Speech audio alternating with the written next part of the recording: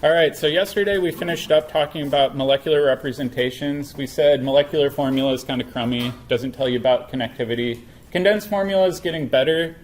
It's a little hard to interpret, which is why oftentimes we will redraw it as partially condensed, or we use bond line structures like you did on your pod. We said with bond line structure, you have to be careful to remember that all line termini are assumed carbons, and then any bend in a zigzag is an assumed carbon as well. We don't draw the CH bonds unless they're coming off of a non-carbon atom normally. And then lone pairs are assumed, but like I said, it's always a good idea to draw them until you get really, really comfortable with organic chemistry. So what we're going to do today is switch gears and talk about functional groups. And before we do that, how many of you have used Quizlet before? So Quizlet's that online quiz game that you can use. I've created a Quizlet study aid for functional groups. I know a lot of you have done functional groups in your other chemistry classes. For some of you, it may have been many years. Others of you may not have learned them altogether. But the study aid is pretty handy, and it's a kind of fun game. You can compare your times to your classmates and try to beat each other, too. So let's take a look at some of these functional groups that we need to know for organic chemistry.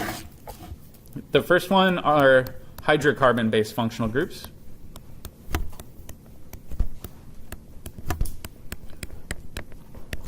All a hydrocarbon means is that it has hydrogen and carbon, right? So let's do the simple ones. We can have a carbon-carbon single bond. We can have a carbon-carbon double bond. We can have a carbon-carbon triple bond. Or we can have one that looks like this. And I'm going to put kind of a crossed out line there. Really all I'm focusing on is the ring. This just means that it is cut and used to be attached.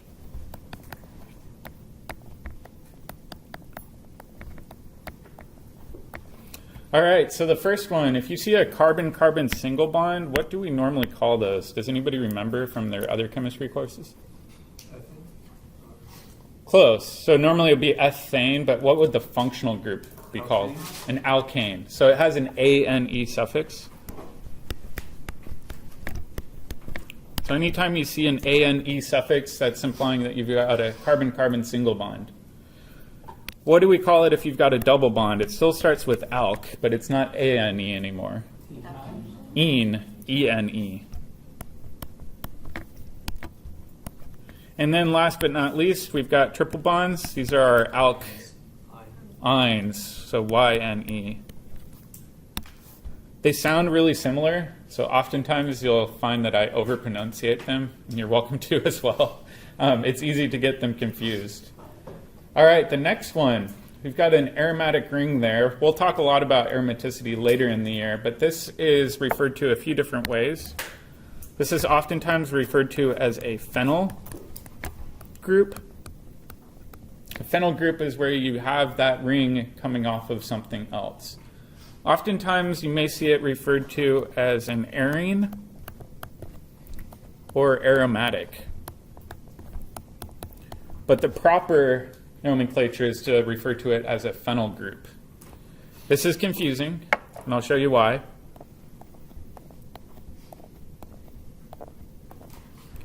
Let's say we're looking at this one. So the only difference between these two is that this one has a CH2 spacer, and then it's attached to something else. Instead of calling this a phenyl, we call it a benzyl group. It confuses the heck out of students because we have three terms: phenyl, benzene, and benzyl. They all sound really similar and they have that same ring structure in it, but there is a difference. Benzyl has that CH2 spacer in it. Does that make sense? A little bit weird. All right, now let's switch gears and talk about heteroatom functional groups.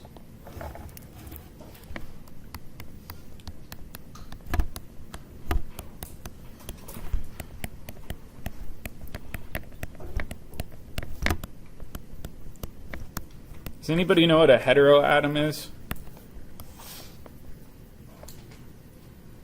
It's an atom that's not carbon. That's really what it boils down to. So heteroatom means non-carbon. Okay, so let's do our first one. And what I'm going to do is I'm going to use an R group. An R group is essentially a placeholder for some sort of C something, right? So the first one we're going to do is Rx. And oftentimes when you see an X in organic chemistry, it stands for some sort of halogen. And then, like I said, this R group is a placeholder. This is referred to as an alkyl halide. So the alkyl portion is that R group. It's typically some sort of alkane, and then it's got some sort of halogen coming off of it. So that one's pretty easy. The next one you guys are hopefully familiar with if you prepared for lab. What's this functional group called? Alcohol. Some people will ask, can I draw or describe this as a hydroxyalkane? People will look at you funny if you say that, so try to get used to calling these alcohol groups. They have a covalent bond to some sort of alkane, typically. The next one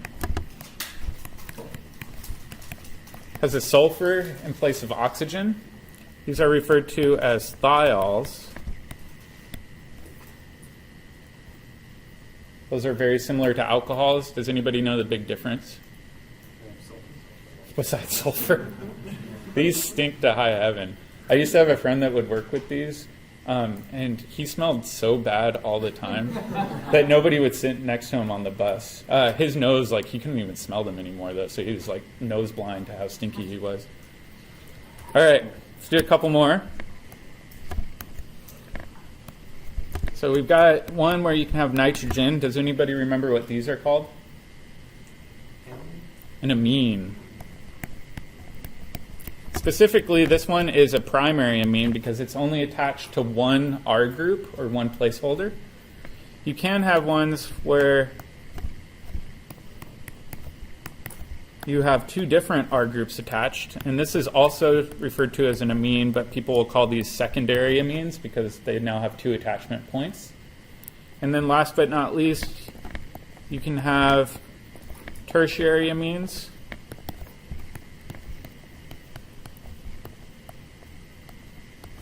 Can you have a quaternary amine where you have 4 bonds to nitrogen? What do you guys think? I think you're close. You said with a charge, question mark? Yes, with a charge. If you have a 4th bond to nitrogen, you can call that a quaternary amine, but that nitrogen has to have a positive charge on it. All right, a couple more. Next one that we have looks like an alcohol, but you don't have an OH on there, so this can't do any hydrogen bonding. This is referred to as an ether. Next one is a sulfur analog, where you have sulfur in between two R groups. These are referred to as sulfides. And then last but not least, we have one that looks a little bit weird. And these are common in biochemistry. These are referred to as disulfides. How many of you have taken a biology course where you've talked about protein structure? This is responsible for how a lot of proteins fold. Cysteine residues will form disulfide linkages and actually connect up with the different strand, giving it that 3-dimensional shape. So these are really important in biology. There are a bunch of other heteroatom functional groups. We're not going to get into them right away. This is kind of the bare bones list you need to know for right now. We'll talk about more as the year goes on. The next one we have are carbonyl functional groups.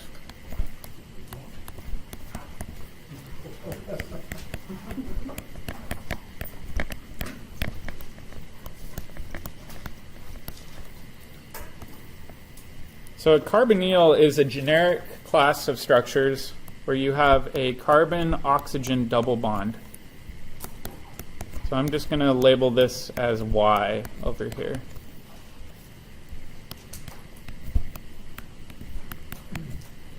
So So anytime you see a carbon-oxygen double bond, you should be looking at this list of functional groups. So let's make a list of Y substituents that could be coming off, and then we'll put a name over in this right-hand column. So first one, what if we have a hydrogen coming off that carbon? So single bond, carbon to hydrogen. Not quite. This is referred to as an aldehyde. Aldehydes oftentimes are fragrant, sometimes not in a good way. And we will talk about the reactivity of aldehydes a lot as the year goes on. The next one, so Y, that's a good question, is just this placeholder. So if that Y is swapped out with a hydrogen, then we call it an aldehyde. That's a good question. So are those dashes electrons or are they just dashes? Oh, I'm just quotes, air quotes. Maybe I'll get rid of those so we don't get confused. All right. So if Y is an H, it's an aldehyde. If Y is some sort of CXHY, this is referred to as a ketone. Really all this is an alkane. So if you have an alkane coming off of both sides of that central carbon, it's referred to as a ketone. All right, the next one we have is an OH. I'm actually going to put a dash here to show that they're connected in this fashion. A little squiggle line through them, showing that we're cutting those off. If you have an alcohol type group in that Y position, it's no longer referred to as an alcohol, it's a carboxylic acid.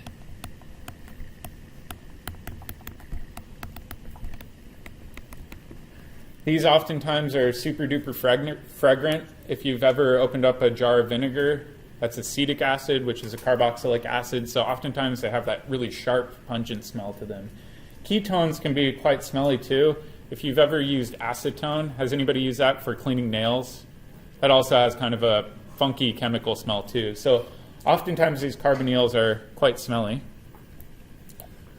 The next one is where you've got an oxygen with an R group on the other side. So this kind of looks like an ether, but one half of the ether is now attached to a carbonyl group.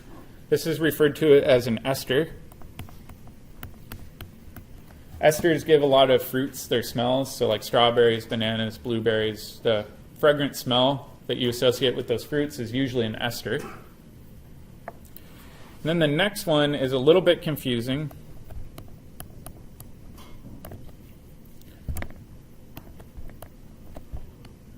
It's where you have an oxygen and then another carbonyl on the right-hand side. So really it's two carbonyls with an oxygen spacer in between. These are referred to as anhydrides.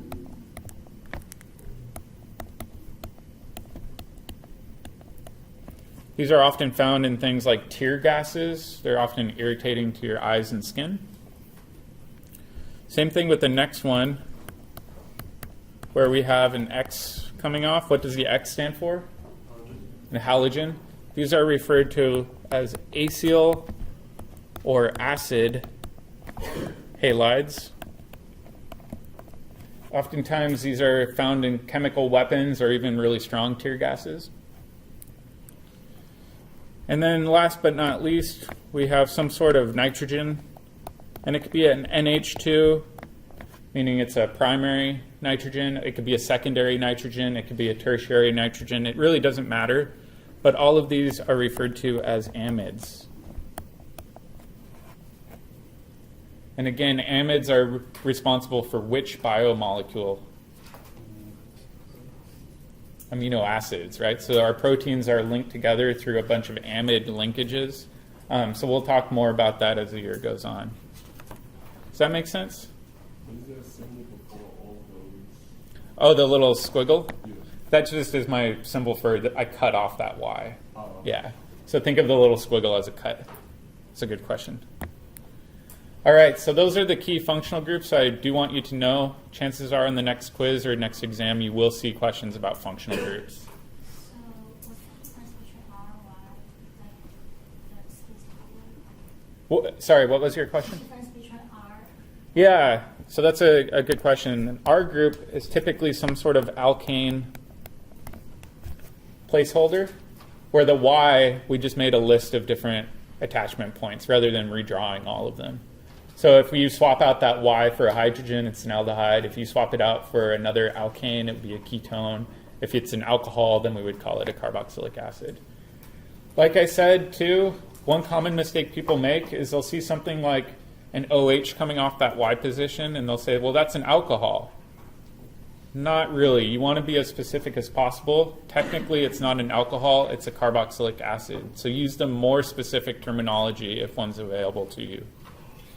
Make sense? All right, so try to use that Quizlet study aid. It's a good study tool. I know it's kind of a little cheesy, but the more you practice it, the easier it is to get these down pat. We're going to use these terms a lot. It's kind of like learning a language. You've got to know the terminology in order to talk to other people about molecules, right? All right, so now we're getting into the hard stuff. You guys ready? Yeah. We've already had a little bit of resonance exposure already. And what was resonance again? Yeah, just moving electrons around. There's a little bit more nuance to it, but we'll talk about why we need resonance structures before we get into it. The reason we need them is that Lewis structures aren't always correct.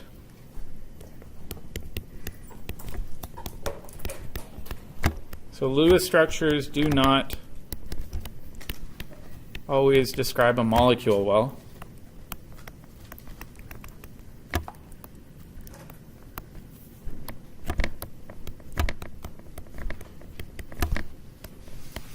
And I'll show you a good example here.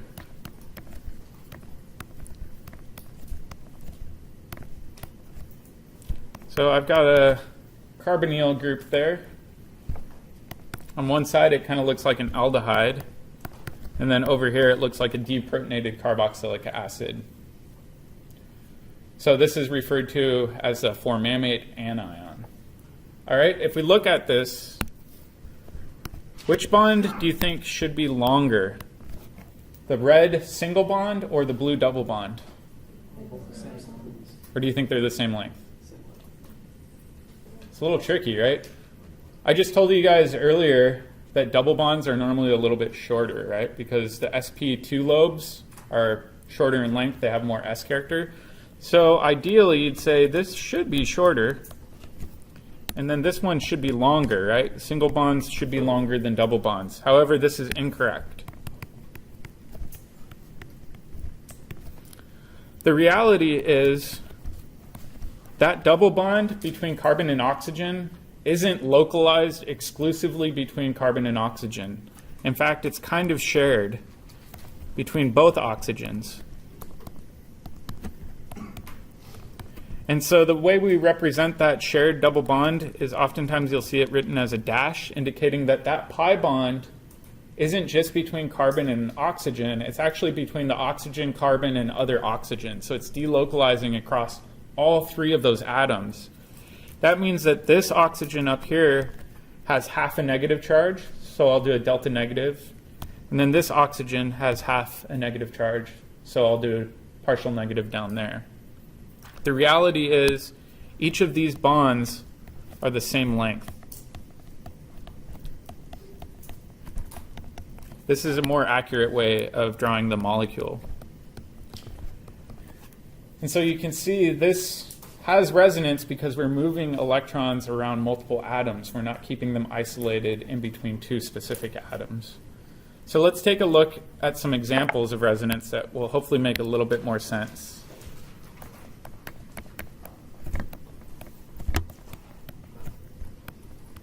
Oh.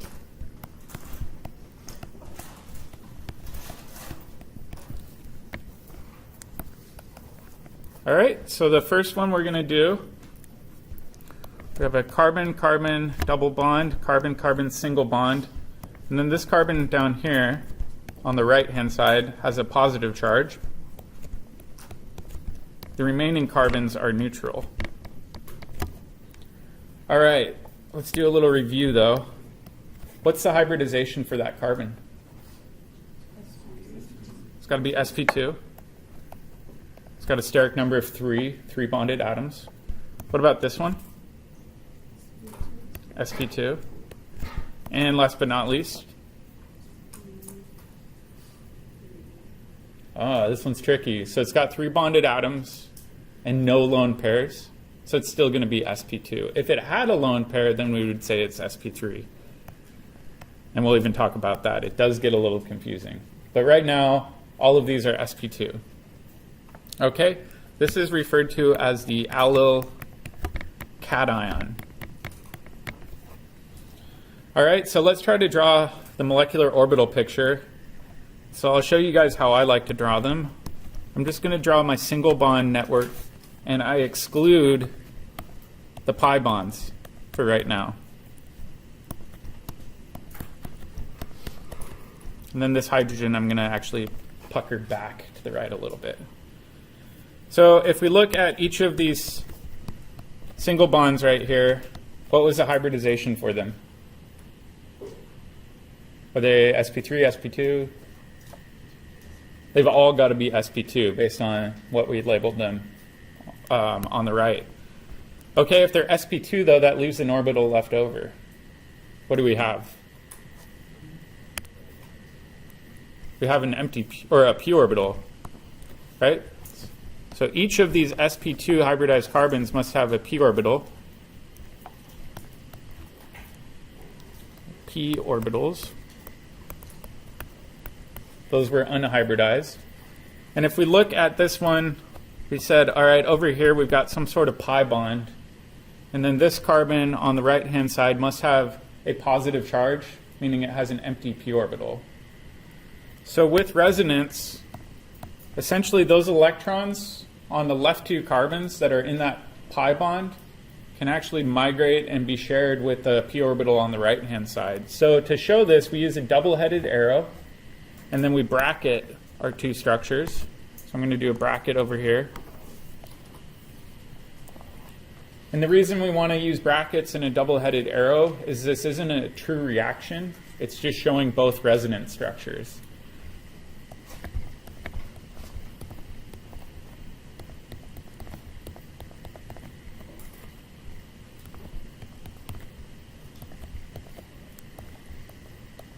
All right, so I'll redraw that sigma bond framework. Each of these carbons, like I said, has a p orbital. All right, so now the pi bond is being shared with that right-hand side. What's going on with the carbon over here on the left-hand side? It now has a positive charge on it, right? All right, so if you think about the positive charge, it's not located on one specific atom. It's actually shared between those 2 side carbon atoms. And then the pi bond isn't just between the 2 left carbons, it's in between all 3 of the carbons. So let's make a little note of that.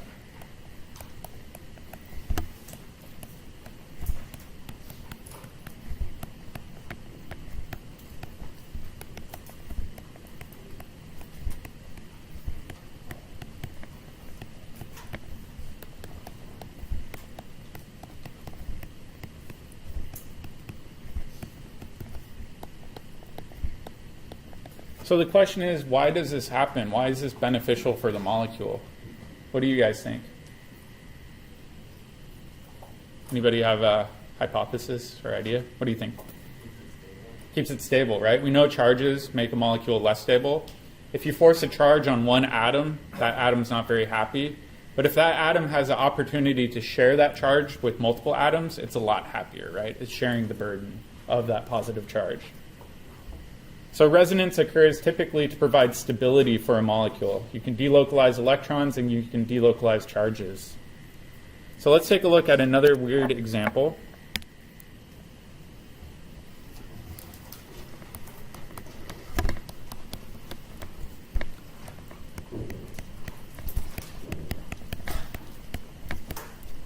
This one looks a heck of a lot like the last one. So I'll have a carbon-carbon double bond, carbon-carbon single bond, but this time instead of a positive charge, I'm going to put a lone pair on that carbon, which means it has a formal negative charge. All right, so now if we look at this one, what's the hybridization for this carbon? It's got to be sp2. What about the hybridization for this one? sp2. What about the hybridization for this one? I'll put sp3 question mark, which is a good hint that it's not sp3. So Vesper theory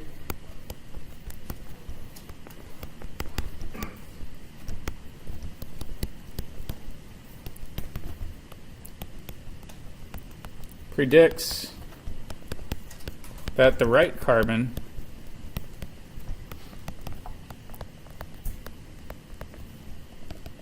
is sp3, but experimental data shows that it is sp2.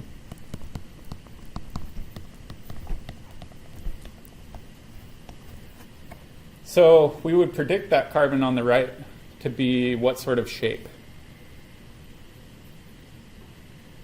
Would it be trigonal planar? Trigonal pyramidal, right? So Vesper theory would predict that that carbon should be trigonal pyramidal, but experimental data actually shows that it's trigonal planar. So now we need to come up with some sort of explanation why.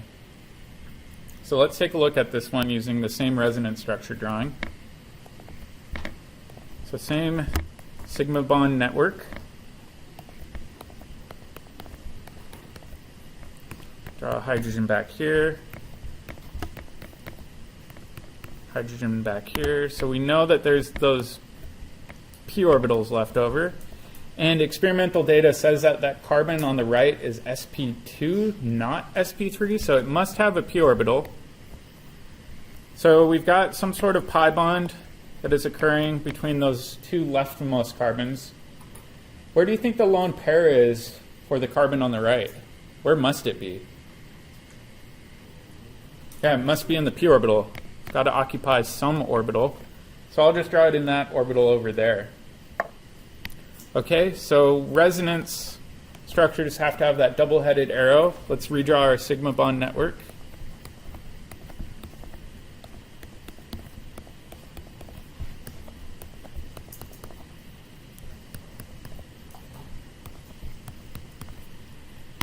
And now we've got a p orbital here, here, here, here, here, and here.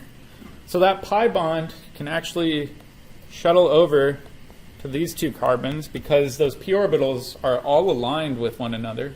They're all close to one another. Now where do you think the negative charge is going to be? It's got to be on the carbon on the left, right? So I'll do lone pair in there and then a negative charge. And last but not least, we want to bracket this in to show that these are resonance structures, not an overall reaction. So again, getting back to that idea, why do you think resonance occurs here?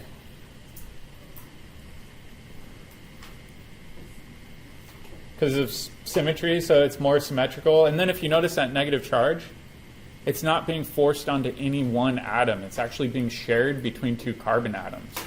If it were truly sp3 hybridized, we couldn't share the lone pair because that lone pair would be in an sp3 lobe, and an sp3 lobe wouldn't line up with the other p orbitals. So let's make a note of this. By adopting a sp2 hybridization,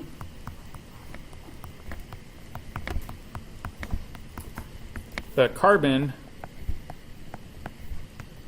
can now delocalize or share its negative charge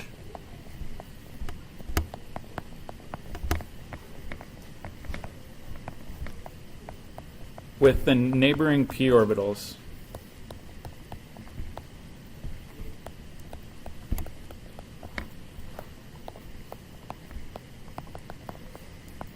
If it were truly sp3 hybridized, then it couldn't do that delocalization.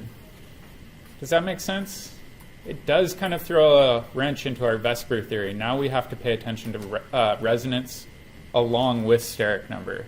So if you can push electrons around or move electrons around, then you actually have to change the hybridization of the atom that you're looking at a bit more. Because now if we look at this carbon over here, it's most definitely sp2. So it's actually flipping in between each of these. Yep. So can you say if the carbon on the end has lone pairs or a negative charge, it is shared with the end carbon? Yeah. Always? Yeah, so let's take a look at this, drawing it a little bit differently, and then we'll call it a day. So for example, for this one that we just did, we said that you could draw it like this, where you've got a negative charge here, but we said that negative charge doesn't really belong only to that carbon on the right. It can be shared with the carbon on the left, and the pi bond could be over here. So let's think about this as a hybrid structure or the overall structures. So I like to show this as kind of my equivalency sign. That pi bond is shared between all three carbon atoms, right? And then the negative charge is located on this carbon atom and this carbon atom. So each of those side carbons technically has a negative 1/2 charge, not a full negative 1. Yeah. And then each carbon carbon bond isn't a double bond. It's not a single bond, but it's actually bond order of 1.5. So it's in between a single and a double bond. So you don't have to have just a single or double bond. It can actually be somewhat in between. All right, I think that's where we'll call it today. Tomorrow, please make sure that you come or watch the lecture videos because we're going to do a lot more resonance practice.